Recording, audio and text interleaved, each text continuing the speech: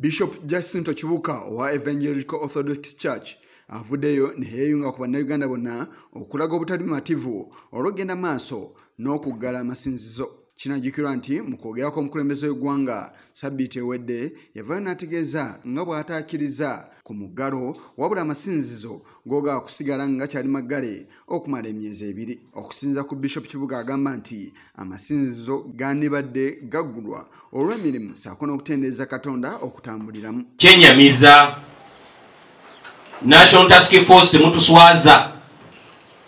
Churches are so organized entities and institutions that you can always keep the SOPs. Okujjako nga muga nti muli basinza ba sitaani temulina bwe muggula bikuubo n'obutaale n'ebirala ne muggala church. Ekyo kyo awo kaakabale mwakasudde naffe twabisomako era tuli bayivu temutulimba. Naye kale katugumiikirize ennaku 6 zijja kuggwako tetulina kye tugamba naye nga mwaswaddemu awo mweddeko era mu birowoozo bulungi. Tolina bw'oggula loogi ate n'oggala church kugira ng'olina ekizibu.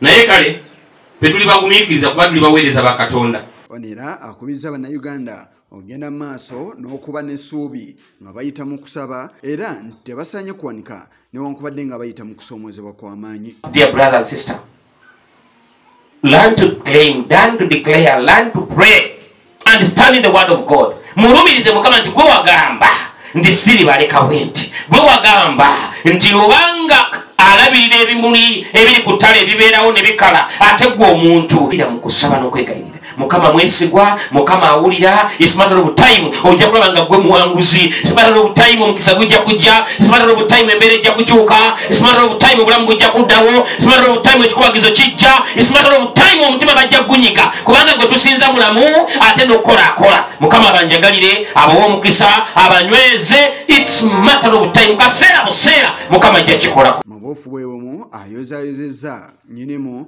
Maasumogi olw'okujaguza emyaka 28 ng'atudde ku nnamulondo y'abajjajjabe. Emikolo gino gyabaddeyo ku nkomerero ya Ssabbiiti ewedde era nga gyabadde mu ssaza Buddu. Ya Kabaka wa Buganda okuba nti emyaka 28 ng'ali ku nnamulondo alamula Buganda. Ssebo tukulisa nnyo ate ne Kamalabyonna wa Buganda Oweekitiibwa Charles Peter Mayiga ne Kamalabyonna abalala bawummula namwe tubebaza emirimu gye mukoledde Buganda emyaka 28.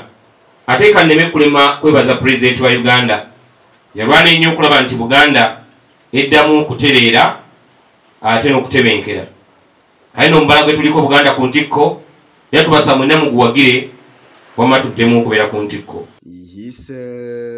Kigongo ku lwa Channel 44 Oleggulo.